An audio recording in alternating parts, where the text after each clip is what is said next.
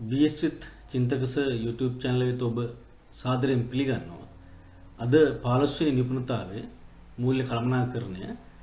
එහි නිපුණතා මට්ටම් 1 මූල්‍ය කළමනාකරණ හැඳින්වීම ඔබ සමග සාකච්ඡා කරන්න බලාපොරොත්තු වෙනවා.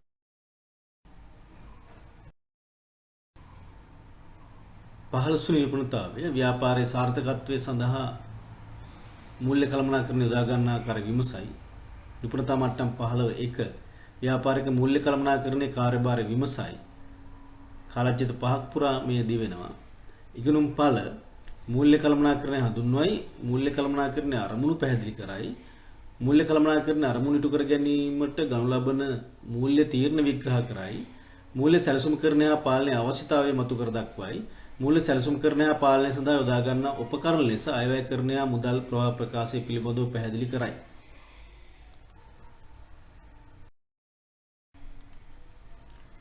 අපි බලමු ඔබේ නිවසේ ආදායම් උපයන මාර්ග මොනවද කියලා. ආදායම් සීරිස් වශයෙන් අපිට වැටුප් කුසිකාර්මික කටයුතු බැංකු පොලි වෙනත් ආදායම් දාන්න පුළුවන්. අපිට යනු අපිට දල වශයෙන් ආදායම ගණනය කරන්න පුළුවන්. ඒ වගේම ආදායම වැය කරන මාර්ග, ඒ කියන්නේ වියදම් සීර්ෂ ආහාර පාන, ඇඳුම් පැළඳුම්, සෞඛ්‍ය ආරක්ෂාව, අධ්‍යාපන කටයුතු. දැන් අපි බොහෝ දුරට වියදම් කරන්නේ, වැය කරන්නේ ආදායම් සීමාවේ ඉඳලා. ඒ අනුව සාමාන්‍ය නිවසේ ආදායම් සීමාවේ ඉඳගෙන වියදම් සිදු කරනවා. සමහරට අනපේක්ෂිත වියදම් ඇති වෙන්න පුළුවන්. එහෙම ඒ වගේම අලුත් වැඩකට සැලසුම් සහගත විදිහට නිවසක් ඉදි කරන්න, මෝටර රථයක් ගන්න, ගොඩනැගිලි අලුත් වැඩියා කරන්න, ඒ වගේ කාරණයක් සඳහා මුදල් අවශ්‍ය වුණොත් ආදායම ප්‍රමාණවත් නැත්නම් වෙනත් මාර්ග වලින් අපි මුදල් සපයා ගන්නවා. ඒ කියන්නේ නිවසේ මූල්‍ය කළමනාකරණයක් කරනවා අපි. මොකද ආදායම් වියදම් සැලකිල්ලට අරගෙන ඒ මූල්‍ය සම්පත් අපි මනවින් කළමනාකරණය කරගත්තේ නැත්නම් අපිට අර මුදල් හිගතාවයන්ට එහෙම නැත්නම් මූල්‍ය ගැටලු වලට විවිධ ප්‍රශ්න වලට තමන්ගේ ජීවිතය හරියට කරගෙන යන්න බැරි වෙනවා. ඒ නිසා නිවසිත වැදගත් සම්පතක් තමයි මූල්‍ය සම්පත. එය මනවින් සැලසුම් කිරීමක්, පාලනයක් කරලා අපිට පුළුවන් තමන්ගේ ජීවිතය ඉදිරියට අරගෙන යන්න. දැන් අපි එතනදී කතා කරා මූල්‍ය හා මුදල් කියන සංකල්ප. මූල්‍ය කළමනාකරණය ගැන අධ්‍යයනය කිරීමේදී ප්‍රථමයෙන්ම මුදල් සහ මූල්‍ය යන සංකල්ප පිළිබඳව තේරුම් ගන්න ඕනේ. අපි දන්නවා මුදල් කියලා කියන්නේ හුමාරු මාධ්‍යයක් ලෙස පොදුවේ පිළිගන්න ඕනෑම දෙයක් අපි මුදල් කියලා කියනවා. අපි මුදලේ විකාශනයත් කතා කරලා තියෙනවා. ඒ අනුව අපිට මුදල් හැටියට කාසි, නෝට්ටු, බැංකු මුදල්, විද්‍යුත් මුදල්, මේවා අපි මුදල් හැටියට අද භාවිතයට ගන්නවා. මූල්‍ය කියලා කියන්නේ ඊට වඩා පුළුල් සංකල්පයක්. සමහර අවස්ථාවල මූල්‍ය යන්නට විකල්ප විසඳුමක් ලෙස අරමුදල් ෆන්ඩ් කියන වචනේ පාවිච්චි කරනවා. අපි ඉංග්‍රීසියෙන් මුදල් වලට මනි කියනවා, මූල්‍ය වලට ෆිනෑන්ස් කියලාත් කියනවා. එතනත් වෙනසක් තියෙනවා. එතකොට මුදල් වලට අපිට ගන්න පුළුවන් මූල්‍ය හැටියට අපිට ගන්න පුළුවන් මුදල්, බැංකු, ආයෝජන, වත්කම් සහ වගකීම් සම්බන්ධ ක්‍රියාකාරකම් මූල්‍ය යන්නට අයත් වෙනවා. එතකොට මුදල් යන්නට සාපේක්ෂව මූල්‍ය යන්න පුළුල් අර්ථකථනයකින් පාවිච්චි කරන බව පැහැදිලි වෙනවා. උදාහරණයක් විදිහට අපි ගත්තොත් එහෙම මුදල් කළමනාකරණය යනු මූල්‍ය කළමනාකරණයේ, ඒ කියන්නේ කෑෂ් මැනේජ්මන්ට් කියන්නේ ෆිනෑන්ස් මැනේජ්මන්ට් වල, ඒ කියන්නේ මූල්‍ය කළමනාකරණයේ එක් අංගයක් විදිහට අපිට සලකන්න පුළුවන්. දැන් ඒ අනුව ආර්ථික ලෝකයේ තම අවශ්‍යතා සපුරා ගැනීම සඳහා ව්‍යාපාර වලට මූල්‍ය අවශ්‍ය වෙනවා, මූල්‍ය සම්පත් අවශ්‍ය වෙනවා. ඕනෑම කාර්යයක් මූල්‍ය මත රඳා පවතින්නේ. ඒ නිසා ව්‍යාපාර සංවිධානයක ජීව රුධිරය මූල්‍ය ලෙස හඳුන්වනවා.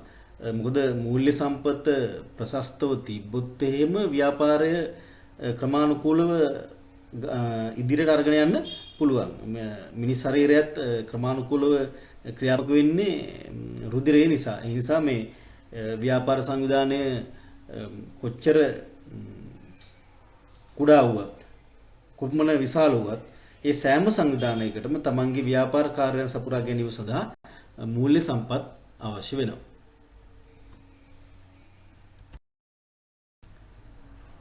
මූල්‍ය කළමනාකරණය පිළිබඳ ඉදිරිපත් කර ඇති විවිධ නිර්වචන අතරින් වඩාත් ජනප්‍රිය එමෙන්ම පිළිගත් හැකි නිර්වචනයක් අපිට ඉදිරිපත් කරන්න පුළුවන්. අරමුදල් සම්පාදනය කර ගැනීම සහ ඒවා ව්‍යාපාර තුල සඵලදායක ලෙස ප්‍රයෝජන ගැනීමට අදාළ කටයුතු මූල්‍ය කළමනාකරණය කියලා අපිට කෙටියෙන් හඳුන්වන්න පුළුවන්. ඒ වගේම මෙම අර්ථ දැක්වීම අනුව ව්‍යාපාරයට අවශ්‍ය අරමුදල් සම්පාදනය කර ගැනීම සහ අරමුදල් සඵලදායක ලෙස භාවිතා කිරීම මූල්‍ය කළමනාකරණයට අයත්.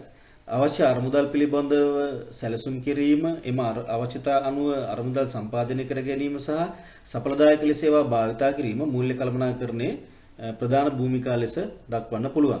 මේ අනුව මූල්‍ය සැලසුම්කරණයේ මුදල් ලැබීම, ගෙවීම පුරකථනය, අරමුදල් සම්පාදනය, අරමුදල් ප්‍රතිපාදනය, භාවිතා කිරීම සහ මූල්‍ය පාලනය යන කාර්යයන් මූල්‍ය කළමනාකරණ ශ්‍රිතය මගින් අපි ආවරණය කරනවා.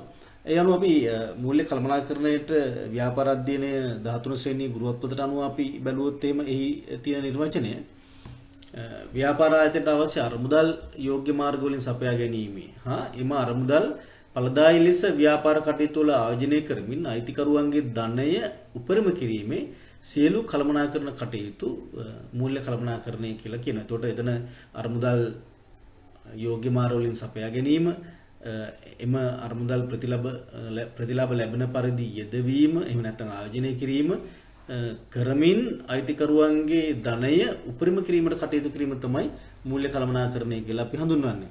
ඒ වගේම ආයතනික මූල්‍ය සම්පත් සැලසුම් කිරීමට හා පාලනයට අදාළ කළමනාකරණය මූල්‍ය කළමනාකරණය කියලා හඳුන්වන්නත් පුළුවන් කෙටියෙන්ම. මූල්‍ය භාවිතය පිළිබඳ තීරණ ගන්නේ මූල්‍ය කළමනාකරු. ඒ සඳහා ආයතනය තුල මූල්‍ය අංශයේ ප්‍රධානිය තමයි මූල්‍ය කළමනාකරුවා. ඕනෑම ආයතනයක ඕනෑම ව්‍යාපාර ආයතනයක දැකිය හැකි ඉතා වැදගත් මූල්‍ය කළමනාකරණය මගින් ආයතනයේ සෑම කොටසක්ම සම්බන්ධ කරනවා. ඒ කියන්නේ මානව සම්පත් අංශය, නිෂ්පාදන අංශය, අලෙවි අංශය, මේ සෑම අංශයකටම මූල්‍ය සම්පත් සපුරා දෙන්නේ මූල්‍ය අංශයේ මූල්‍ය කළමනාකරණය මගින්. අපි මූල්‍ය කළමනාකරණයේ ප්‍රධාන කාර්ය සලකා බැලුවොත් එහෙම අවශ්‍ය අරමුදල් පිළිබඳ සැලසුම් කිරීම, අරමුදල් සම්පාදනය කර ගැනීම, සඵලදායී හා කාර්යක්ෂම ලෙස භාවිතා කිරීම මූල්‍ය කළමනාකරණයේ ප්‍රධාන කාර්යය. එතකොට මූල්‍ය කළමනාකරණයේ ප්‍රධාන කාර්යය අපි මේක එකට දැක්වුවොත් එහෙම අවශ්‍ය අරමුදල් පිළිබඳව සැලසුම් කිරීම, එම අවශ්‍යතා අනුව අරමුදල් සම්පාදනය කර ගැනීම සහ ඒවා සඵලදායී හා කාර්යක්ෂම ලෙස භාවිතා කිරීම මූල්‍ය කළමනාකරණයේ ප්‍රධානම කාර්යය. මූල්‍ය කළමනාකරණයේ මූලික අරමුණ ව්‍යාපාරයේ අයිතිකරුවන්ගේ ධනය උපරිම කිරීම, එහෙම නැත්නම් ව්‍යාපාරයේ අගය උපරිම කිරීම කියලා කියන්නත් පුළුවන්. ව්‍යාපාරයේ අයිතිකරුවන්ගේ එහෙම නැත්නම් හිමිකරුවන්ගේ ව්‍යාපාරය හා සැබැඳි අගය, ඒ කියන්නේ ධනය උපරිම කිරීම අපි මූල්‍ය කළමනාකරණයේ මූලික අරමුණ හැටියට පෙන්වන්න පුළුවන්. එතකොට දැන් අපි මේක පැහැදිලි කළොත් එහෙම කේවල ස්වාමී ව්‍යාපාරයක නම් අපි ව්‍යාපාරය පටන් ගන්නකොට අපි තුමු තනි පුද්ගලික ව්‍යාපාරය පටන් ගන්නවා. ඒ ව්‍යාපාරය පටන් ගන්නකොට ව්‍යාපාරයේ අගය වත්කම් වල අගය රුපියල් ලක්ෂයයි. දැන් ව්‍යාපාරයේ අවුරුදු අවසානයේ අවසන් කරනකොට ව්‍යාපාරයේ වත්කම් ගණනය කරොත් එහෙම 1,50,000ක් තියෙනවා. ලක්ෂයෙන් පටන් ගත්තේ දැන් 1,50,000. ඒ කියන්නේ ව්‍යාපාරයේ අගය, ඒ කියන්නේ හිමිකරුගේ අගය වැඩි වෙලා, ධනය වැඩි වෙලා. ඒ කියන්නේ ව්‍යාපාරයේ වර්ෂ අවසානයේ විකුණුනොත් 1,50,000ක් ගන්න පුළුවන්. එතකොට 50,000ක ව්‍යාපාරයේ අයිතිකරුගේ ධනය වැඩි වෙලා තියෙනවා. ඊළඟට හවුල් ව්‍යාපාරයක් නම් අපි තුමු ව්‍යාපාරය පටන් ගන්නකොට ලක්ෂ 2යි තියෙන්නේ. හවුල්කරු කීප දෙනෙක් එකතු වෙලා ව්‍යාපාරය අවසන් කරනකොට එහෙම නැත්නම් ව්‍යාපාරය විකුණා දැම්මොත් එහෙම ඒ කාලච්චිද අවසානයේ ලක්ෂ 5 නම් ලක්ෂ 2 තිබ්බ එක ලක්ෂ 5 දක්වා ව්‍යාපාරයේ අගය වැඩි වෙලා තියෙනවා. ඒ කියන්නේ ව්‍යාපාරය විකුණුවොත් ලක්ෂ 5ක් ගන්න පුළුවන්. ඒතකොට ලක්ෂ 3ක ලාභයක් තියෙනවා. ඒ කියන්නේ ව්‍යාපාරයේ අගය ව්‍යාපාරය හා සැබැඳි ධනය උපරිම වෙලා තියෙනවා. අපි සමාගමක ගත්තොත් එහෙම සමාගමක අගය නැතහොත් වටිනාකම වැඩි වෙන විට එම සමාගමේ සාමාන්‍ය කොටස් වල මිල ඉහළ යන්නේ. සමාගමක අයිතිකරුවන් වෙන්නේ එහි සාමාන්‍ය කොටස් හිමියන්. ඒ කියන්නේ සාමාන්‍ය කොටස් වල මිල ඉහළ යාම මගින් පෙන්눔 කරන්නේ එම සමාගමේ අයිතිකරුවන්ගේ ධනය ඉහළ යාමක්. එතකොට සමාගමක අගය නැතොත් වටිනාකම වැඩි වෙන විට සමාගමේ කොටස් වල මිල ඉහළ යනවා. සමාගමක හිමිකරුවන්නේ සාමාන්‍ය කොටස් හිමියෝ ඒ අනුව සාමාන්‍ය කොටස් වල මිල ඉහළමින් පෙන්눔 කරන අයිතිකරුගේ ධනය ඉහළ යාම. ඒ කියන්නේ කොටස් නිකුත් කරනකොට කොටසගේ රුපියල් 10 නම් දැන් රුපියල් 20 වෙලා තියෙනවා නම් අන්න කොටසක වෙළඳාගේ වැඩි වෙලා තියෙනවා. ඒක වැඩි කර ගැනීම තමයි කොටස්කරු බලාපොරොත්තු වෙන්නේ. ඒ කියන්නේ ව්‍යාපාරය හා සැබැඳි අගය උපරිම වෙලා. කේවල සාම ව්‍යාපාරයක හවුල් ව්‍යාපාරයක මම පැහැදිලි කරා. ඒ වගේම තමයි අර මූලික අරමුණට අමතරව තවත් අරමුණු තියෙනවා. ඒ කරුණක් තමයි ලාභයේ උපරිම කිරීම. ඉහළ ලාභාංශ ප්‍රකාශ කරොත් ලාභයේ උපරිම වෙනවා. මේක ගිණුම් කරන සංකල්පයේ පදනම් කරගත් අරමුණක්. ඒ කියන්නේ ව්‍යාපාරයක් සෑම විටම උත්සාහ දරන්නේ ලාභ උපරිම කරන්න. ඉහළ ලාභයක් ලැබීම තුළින් ලාභාංශ ප්‍රමාණයක් හිමිකරුවන්ට ප්‍රකාශ කරන්න පුළුවන්. ඒ බව පෙන්눔 කරනවා. එසේම ව්‍යාපාරික කාර්යක්ෂමතාව මැන බැලීම සඳහා ලාභය යොදා ගන්න පුළුවන්. ඒ කියන්නේ වියදමට වඩා ආදායම වැඩි නම් ලාභයක් පෙන්눔 කරනවා. එතකොට ලාභ උපරිම කිරීම මූල්‍ය කළමනාකරණ එක අරමුණක්. ඒ තුලින් ව්‍යාපාරයේ කාර්යක්ෂමතාවය, සඵලදායීත්වය, මෙහෙයුම් කටයුතු වල කාර්යක්ෂමතාවය මැන බලන්න පුළුවන්. ඊළඟ එක තමයි කොටසක ඉපයුම උපරිම කිරීම. ඒ කියන්නේ කොටසක වෙළඳාගේ වැඩි කිරීම. වෙළඳපොළ පදනම් කරගත් අරමුණක්. මේ සංකල්පයට අනුව ව්‍යාපාරයේ සියලුම මූල්‍ය තීරණවල ඉලක්කය කොටසක ඉපයුම හරහා වෙළඳ පොළ මිල උපරිම කිරීම. සීමිත සමාගම කොටස් හිමියන්ගේ ධනය කොටසක වෙළඳපොළ මිල පදනම් කරගෙන ගණනය කරන නිසා කොටසක වෙළඳ අගය උපරිම වීමේදී ඊට සාපේක්ෂව කොටස්කරුවන්ගේ ධනයද උපරිම වෙනවා. එතකොට විශේෂයෙන්ම කොටසක අගය වැඩි කර ගැනීම, කොටසක ඉපයුම උපරිම කර ගැනීම එක අරමුණක් මූල්‍ය කළමනාකරණය. ඊළඟට ව්‍යාපාරයේ දීර්ඝකාලීන මූල්‍ය ස්ථාවරත්වයේ තහවුරු කර ගැනීම. දැන් ඒ කියන්නේ ව්‍යාපාරයේ පැවැත්ම තහවුරු කර ගැනීම. ඒ තුලින් ව්‍යාපාරය ඉදිරියට රැගෙන යන්න පුළුවන්. ව්‍යාපාරයේ මෙහෙයුම් කටයුතු වල කාර්යක්ෂමතාවය උපරිම තත්ත්වයට පත් කරාම ව්‍යාපාරයේ ස්ථාවරත්වයට පත් වෙනවා. ඊළඟට ද්‍රව්‍යශීලතාවයේ ප්‍රශස්ත මට්ටමක පවත්වා ගැනීම. දැන් ව්‍යාපාරයේ ද්‍රව්‍යශීලතාවය කියන්නේ එදිනෙදා කටයුතු පවත්වා ගැනීමට අවශ්‍ය අරමුදල් ප්‍රමාණය, ද්‍රව්‍යශීල මට්ටම මේක ප්‍රශස්ත මට්ටමක පවත්වා ගන්න. ද්‍රව්‍යශීලතාවයේ අඩුත් නැති, වැඩිත් නැති ප්‍රශස්ත මට්ටමක රඳවා ගන්න ඕන. ද්‍රව්‍යශීලතාවයේ හරියටි ද්‍රව්‍යශීලතාවය සහ ලාභදායීත්වය අතර සම්බන්ධතාවයක් තියෙනවා. ද්‍රව්‍යශීලතාවය රැක ගන්න ගියොත් ලාභදායීත්වය අඩු වෙනවා. ලාභදායීත්වය රැක ගන්න ගියොත් ද්‍රව්‍යශීලතාවය අඩු වෙනවා. හින්දා මේ දෙක අතර සම්බරව මූල්‍ය පවත්වාගෙන යන්න ඕනේ. මූල්‍ය කළමනාකරන තීරණ මූල්‍ය කළමනාකරුවන්ට මූල්‍ය අරමුණු ඉටු කර ගැනීම සඳහා විවිධ තීරණ ගන්න සිද්ධ වෙනවා. එසේ ගනු ලබන වැදගත් තීරණ මූල්‍ය කළමනාකරුවන් ගනු ලබන වැදගත්ම තීරණ දෙකක් තියෙනවා. එකක් තමයි මූල්‍යන තීරණ. ඒ කියන්නේ අවශ්‍ය අරමුදල් සම්පාදනය කරගන්නේ කෙසේද? ඒ කියන්නේ අපි ව්‍යාපාරයක ජංගම සහ ජංගම නොවනවත්කම් වල මූල්‍ය තත්ත්ව විස්තරේ ඒවා පෙන්වුම් කරනවා. ජංගම හා ජංගම නොවනවත්කම් වල ආයෝජනය කිරීම සඳහා අරමුදල් සපයා ගැනීම සම්බන්ධ තීරණ තමයි මූල්‍ය තීරණ කියලා කියන්නේ. එතකොට ඒ අරමුදල් සපයාගත්තු එක නිරූපණය වෙනවා මූල්‍ය තත්ත්ව විස්තරේ ජංගම වගකීම් සහ ජංගම නොවන වගකීම් වලින්. එතකොට මේ ජංගම සහ ජංගම නොවන වගකීම් ආශ්‍රිත තීරණ මූල්‍ය තීරණ කියලා අපිට කියන්න පුළුවන්. ඊළඟට ඒ සපයාගත්තු අරමුදල් යොදවන්නේ කොහොමද? ඒ අරමුදල් යෙදවීම සම්බන්ධ නිවැරදි ආයෝජන මාර්ග තීරණ ගන්න ඕනේ. ඒ නිවැරදි ආයෝජන මාර්ග තෝරාගන්නේ කෙසේද යන්න ආයෝජන තීරණවල නිරූපණය වෙනවා. විශේෂයෙන් ආයෝජන තීරණ යටතේ එක් වත්කම් වල කොපමණ ප්‍රමාණයක් ආයෝජනය කරනවද තීරණය කරන්නේ මූල්‍ය කළමනාකරු විසින්. ඒ අනුව ස්ථාර වත්කම් වල ඒ කියන්නේ ජංගම නොවන වත්කම් වල කොපමණ ප්‍රමාණයක් ආයෝජනය කරනවද, ජංගම වත්කම් වල කොපමණ ප්‍රමාණයක් ආයෝජනය කරනවද යන්න තීරණය කරනවා. එතකොට ආයෝජන තීරණ කියලා කියන්නේ වත්කම් අත්පත් කර ගැනීමට අදාළ තීරණ විදිහට හඳුන්වන්නත් පුළුවන්. එතකොට ඒ අනුව ප්‍රධාන තීරණ දෙකක් මූල්‍ය කළමනාකරුවන් ගන්න ඕනේ. ආයෝජන තීරණ කියලා කියන්නේ අරමුදල් යෙදවීම සම්බන්ධ තීරණ, මූල්‍ය තීරණ කියලා කියන්නේ අරමුදල් සපයා ගැනීම සම්බන්ධ තීරණ. මෙන්න මේ තීරණ දෙක හරියට ගත්තොත් එහෙම මූල්‍ය කළමනාකරණයේ ප්‍රධාන අරමුණ වෙන ව්‍යාපාර හිමිකරුවන්ගේ අයිතිකරුවන්ගේ ධනය ව්‍යාපාරය සම්බන්ධී අගය උපරිම කරගන්න උදව් වෙනවා. මූල්‍ය කළමනාකරණ තීරණ ප්‍රධාන කොටස් දෙකකට බෙදෙනවා. ආයෝජන තීරණ සහ මූල්‍ය තීරණ කියලා. ආයෝජන තීරණ දීර්ඝකාලීන ආයෝජන තීරණ, කෙටිකාලීන ආයෝජන තීරණ කියලා බෙදෙනවා.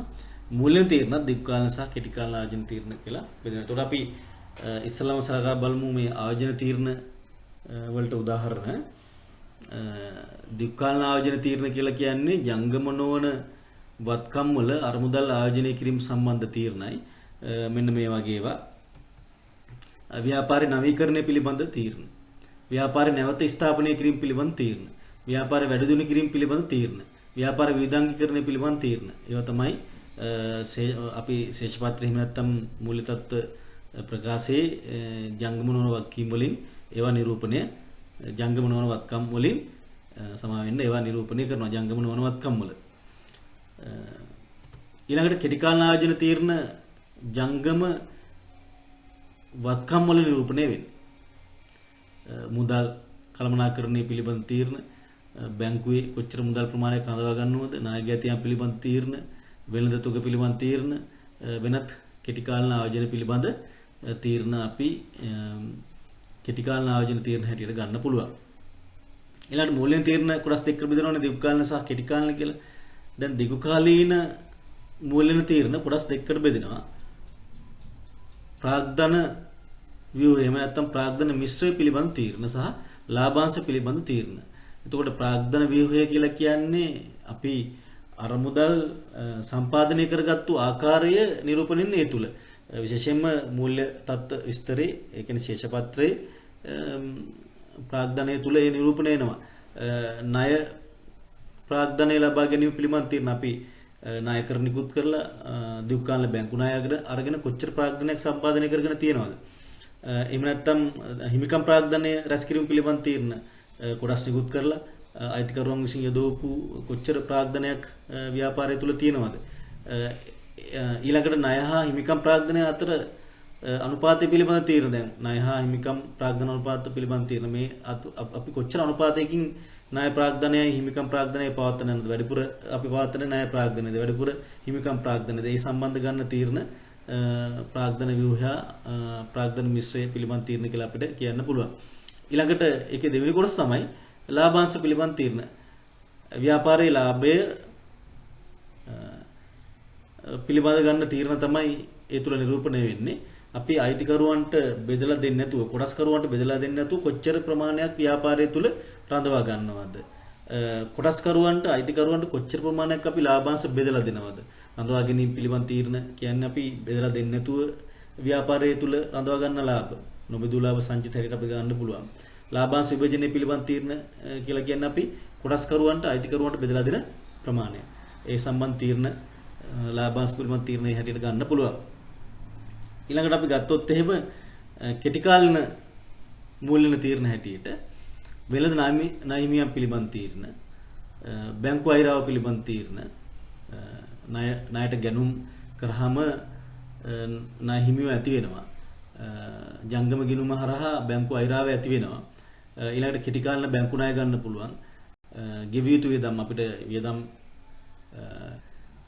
පුළුවන් අපිට පමා කරන්න ගෙවිය යුතු වියදම් පිළිබඳ තීරණ. එතකොට මේ අපි සැබවින්ම ගත්තොත් එහෙම මේ නිරූපණය වෙන්නේ මූල්‍ය තත්ත්ව විස්තරයේ ශේෂ පත්‍රයේ ජංගම වගකීම්.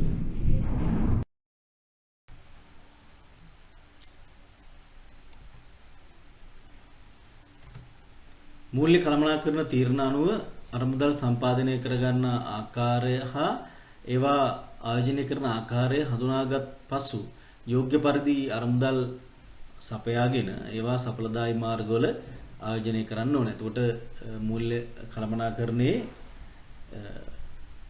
අරමුණ වෙන දැන් මේ මූල්‍යන තීරණ සහ ආයෝජන තීරණ හොඳින් සිද්ධ වුණොත් ප්‍රසස්සලෙන් සිද්ධ වුණොත් හොඳ තීරණ ගත්තොත් මූල්‍යන සහ ආයෝජන තීරණ මූල්‍ය කළමනාකරණයේ ප්‍රධාන අරමුණ වෙන අයිතිකරුන්ගේ ධනය උපරිම මනා ලෙස ඉටු වෙනවා.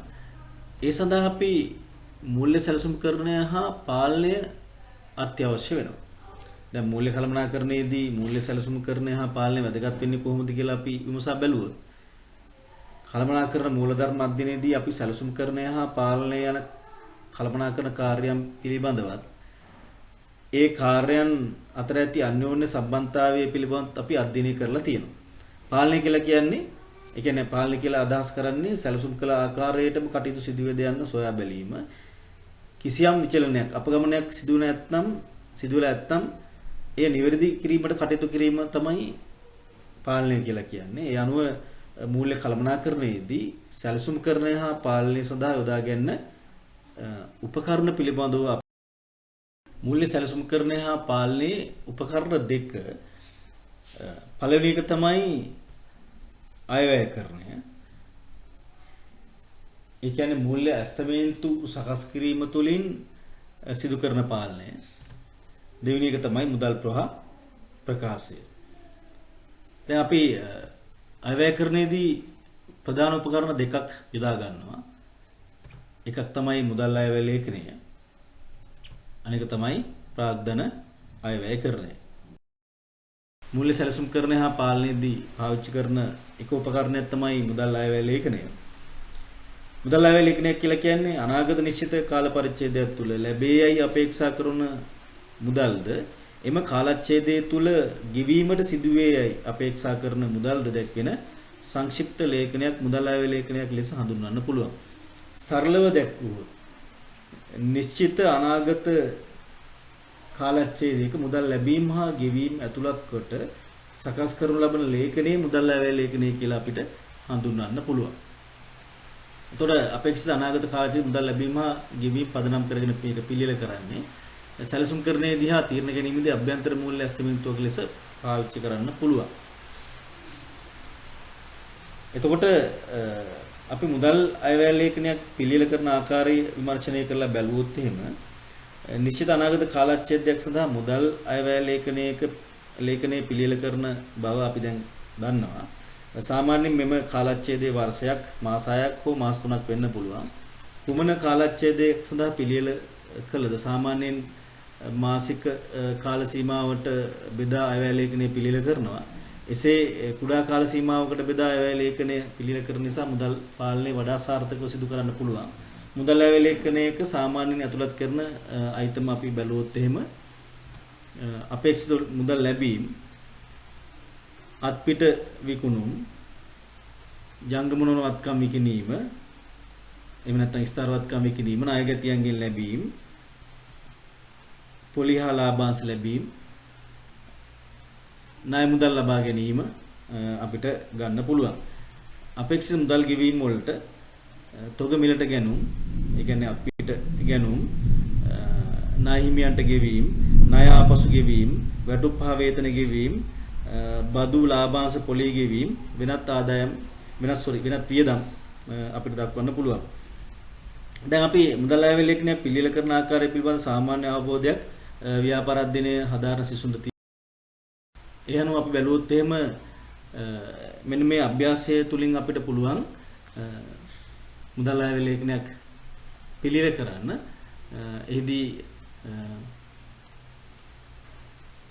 ABC සීමාසෙද ABC සමාගමේ ඉදිරි මාස 3 සඳහා පුරෝගතනය කරන ලද ලැබීම ගෙවීම් පහතින් දක්වන්න පුළුවන්. ජනවාරි මාසේ 31 දිනට අයවැය ලේඛනය හදලා තියෙනවා. ඒකේ ශේෂය 270යි.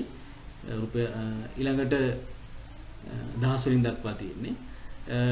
ඊළඟට විස්තරය තුල මෙන්න මේ පෙබරවාරි මාර්තු අප්‍රේල් මාසයේ අස්තමේන්තුගත තොරතුරු ඇතුළත් කරලා තියෙනවා. අපිට මෙන්න මේ තොරතුරු උපයෝග කරගෙන අයවැය ලේඛනයක් පිළියෙල කරන්න පුළුවන්.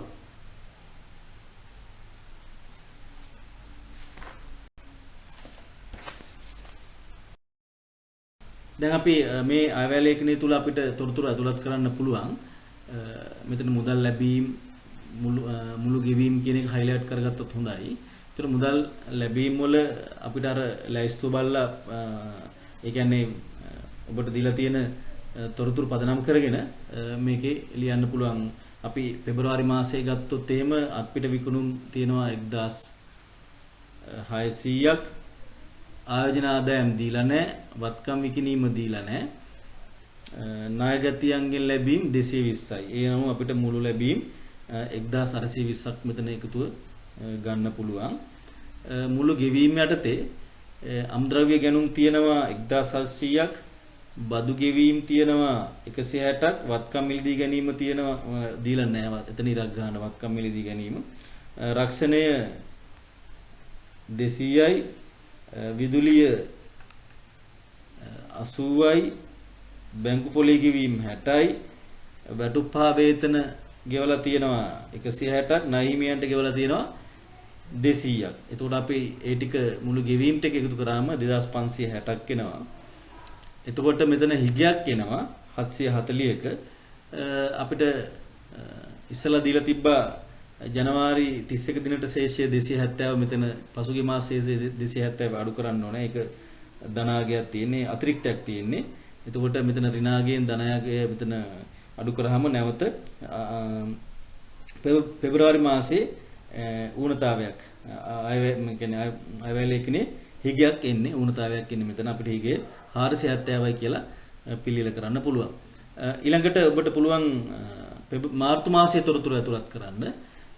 අත්පිට විකුණුම් 220යි, ආයෝජන ආදායම් 70යි, වත්කම් විකිණීම 400යි, ණයගැතියන්ගෙන් ලැබීම් 70යි, ඔක්කොම 2740යි.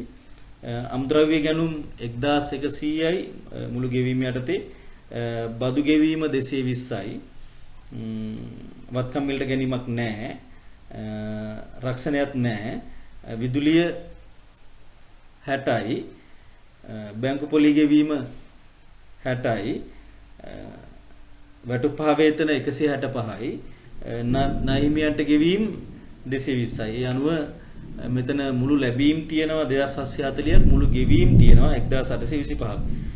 එතකොට ඒ ටික එකතු කරාම මෙතන එනවා ඒ කියන්නේ මුළු ලැබීම් වලින් මුළු ගෙවීම් අඩු කරාම අතිරික්තයක් එනවා 915ක.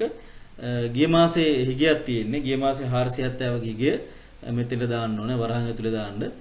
ඊට පස්සේ මුදල් ශේෂ එනවා ධනාගයක් 445ක අතිරික්තයක් එනවා. ඒ අනුව අපිට හදන්න පුළුවන් මේ ආකාරයට අයවැය ලේඛනය ඔබට සකස් කරන්න පුළුවන්. මේකෙහි සීල තොරතුරු අන්තර්ගත කරලා තියෙනවා.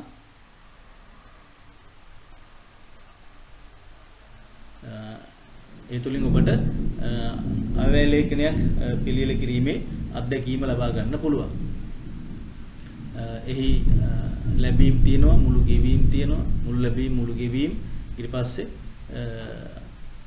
අයවැය ලේඛනය පිළියෙල කරන්න පුළුවන්.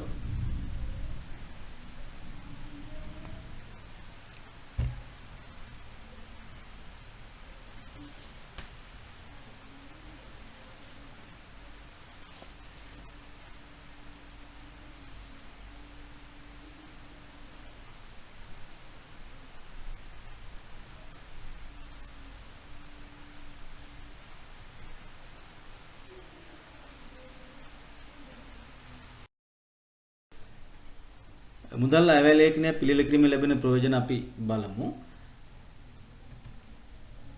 අයවැය ලේඛනයකට අදාළ කාලච්ඡේදය තුල යම් අවස්ථාවක මුදල් අතිරික්තයක් ඇති වෙනවා නම් ඒ බව මුදල් අයවැය ලේඛනය මගින් අපිට හොයාගන්න පුළුවන්.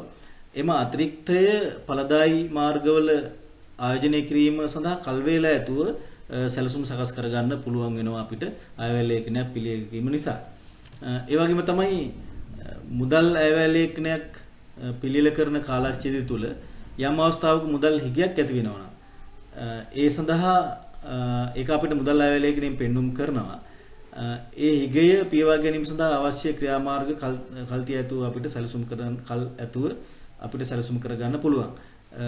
ඒ වගේ මුදල් උණතා පියවා ගැනීමට කල්තිය සැලසුම් කිරීම නිසා අවශ්‍ය අවස්ථාවේදී අවම පිරිවැයකින් එම හිගේ පියවා ගැනීමට හැකි වෙනවා පමණක් නෙමෙයි ව්‍යාපාරික කටයුතු බාධාවකින් තොරව අඛණ්ඩව කරගෙන යන්නත් පුළුවන් වෙනවා. ඒ වගේම තමයි අපිට මේ අපි සකස් කරපු අයවැය ඇස්තමේන්තුව ක්‍රියාත්මක කරලා ඉවරලා අපිට සත්‍ය මුදල් ක්‍රියාකාරීත්වයත් එක්ක ඒ සත්‍ය අයවැය ලේඛනයත් එක්ක සංසන්දනය කරලා බලලා අපිට මොනවද තියෙන අඩුපාඩු මොනවද තියෙන දෝෂයන් අපිට හඳුනාගෙන මුදල් පිළිබඳ සැලසුම් කරන හා පාලනය පහසු කරගන්න පුළුවන් වෙනවා. ඒ වගේම තමයි බැංකු සහ වෙනත් මූල්‍ය ආයතන වලින් ණය ලබා ගැනීමේදී ව්‍යාපාරයක අනාගත මූල්‍ය තත්ත්වය තහවුරු කිරීම සඳහා මුදල් අයවැය ලේඛනයක් ඉවහල් වෙනවා. ඒ වගේම ව්‍යාපාර කටයුතු පුළුල් කරන්න, ස්ථාරවත්කම් මිලට ගන්න, දුක්ඛාලන ආයෝජන තීරණ ගැනීම සඳහා මුදල් අයවැය ලේඛනයක් අපිට ඒ මුදල් අයවැය ලේඛනයක තොරතුරු උපකාරී කරගන්න පුළුවන්. ඒ වගේම සංවිධානයේ ඉහළ කළමනාකරණයේ සිට පහළ මට්ටම දක්වා සිටින සේවකයන්ට තේරුම් ගන්න හැකි වෙන විදිහට ඉලක්ක අපිට අයවැය මගින් ලබා දෙන්න පුළුවන්. ඒගොල්ලෝ එතකොට අරමුණු පෙරදරි කරගෙන ඒ කියන්නේ අයවැය ලේඛනයක් මගින් අර ව්‍යාපාරයේ පොදු අරමුණු කරා රැගෙන යන්න හැකි වෙන විදිහට සියලුම සේවකයන් ආයතනයේ සියලුම පාර්ශවයට ඉලක්ක ලබා දීමක් මේ තුලින් කරන්න පුළුවන්.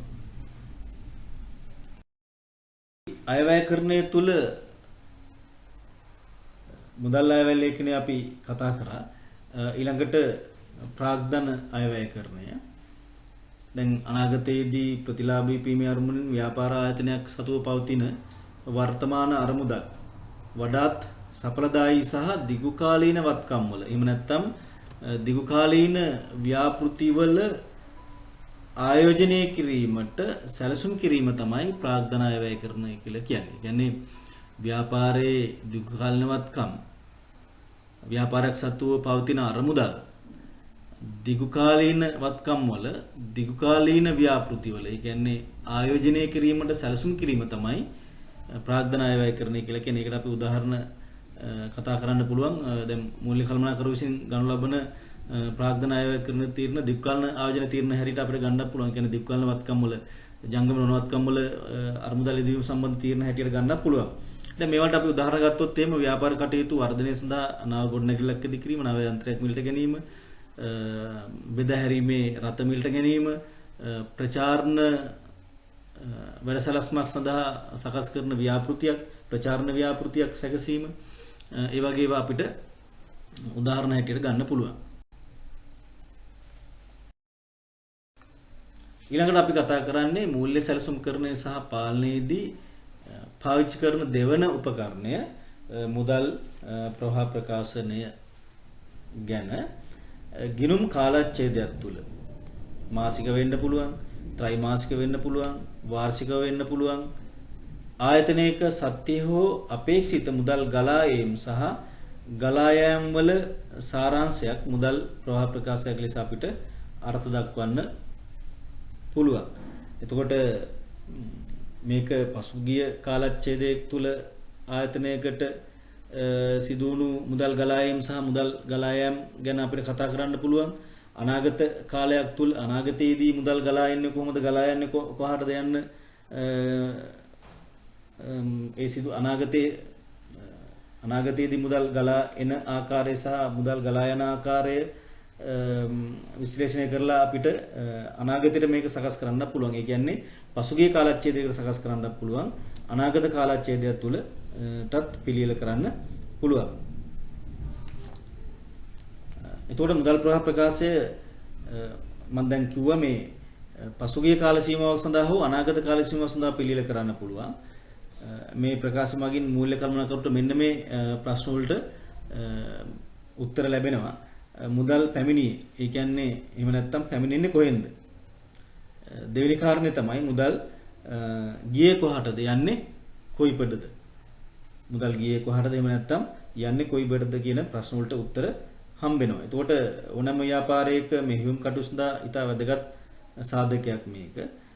ව්‍යාපාරික මුදල් ප්‍රවාහය, ඒ කියන්නේ ගලා යාම සහ ගලා යාම සිදු ආකාරය එම් ව්‍යාපාරයේ සාර්ථකත්වයට හෝ අසාර්ථකත්වයට බලපානවා. ඒ නිසා මුදල් ප්‍රවාහය මූල්‍ය කළමනාකරුවෝ විසින් ව්‍යාපාරික මුදල් ප්‍රවාහය මූල්‍ය කළමනාකරුවෝ විසින් පාලනය කරන්න ඕන. ඒ සඳහා මුදල් ප්‍රවාහ ප්‍රකාශයේ වැදගත් උපකරණයක්. අපි මුදල් ප්‍රවාහ ප්‍රකාශයේ ඇතුළත් වන මුදල් ලැබීම හා මුදල් ගෙවීම මේ විදිහට අපිට කතා කරන්න පුළුවන්. ව්‍යාපාරයකට මුදල් ගලා යන ප්‍රවාහ අත්පිට විකුණුම්, ණයගැති ලැබීම, වත්කම් විකිණීම, පොලී ලැබීම, කොටස් නිකුත් කිරීම, දීර්ඝකාලීන කෙටිකාල ණය ලබා ගැනීම, වෙනත් ආදායම් මේ තුලින් මුදල් ගලාගෙන එනවා.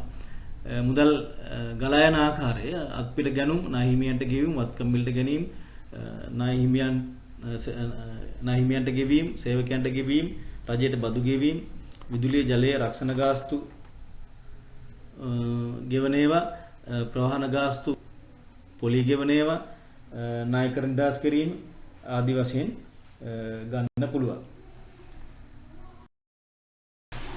මුදල් ප්‍රවාහ ප්‍රකාශනය මගින් ලබාගත හැකි ප්‍රයෝජන යම් කාලච්ඡේදයක් තුළ ආයතනයේට සත්‍ය හෝ අපේක්ෂිත හෝ මුදල් ගලා යාම සිදු ආකාරය හා එකී මුදල් ගලා යාම සිදු ආකාරය විශ්ලේෂණය කර ගන්න පුළුවන් මූල්‍ය කළමනාකරුට. ඒ වගේම ව්‍යාපාරයේ සාර්ථක අසාර්ථක භාවය පිළිබඳ තොරතුරු අනාවරණය කර ගන්න පුළුවන් මුදල් ප්‍රවාහ ප්‍රකාශය මගින්. ඊළඟට මුදල් ප්‍රවාහ පුරෝකථනයට අදාළ තොරතුරු සම්පාදනය කර ගන්න පුළුවන්. ඒ කියන්නේ මෙහෙයුම්, ආයෝජන හා මූල්‍ය ලෙස මුදල් ප්‍රවාහ විශ්ලේෂණය කරන්න පුළුවන්. ඊළඟට ආයතනයේ මුදල් භාවිත කළ ආකාරය පිළිබඳ අවබෝධයක් ලබා ගන්න පුළුවන්. මූල්‍ය කළමනාකරණයේ පළවෙනි නිපුණතා මට්ටම මේන් අවසන් වෙනවා. මූල්‍ය කළමනාකරණය දෙවෙනි වීඩියෝ ඊළඟට බලාපොරොත්තු වන්න. එහිදී නිපුණතා මට්ටම් 2 මූල්‍ය අවශ්‍යතා හා මූල්‍ය සම්පාදන මාර්ග, නිපුණතා මට්ටම 3 ආයෝජන තීරණ සාකච්ඡා කරන්න බලාපොරොත්තු වෙනවා. ඒ තුලින් ඔබ නැවත හමු වීමේ අදහසින් අද දින මා සමගන්නවා. බොහොම ස්තුතියි.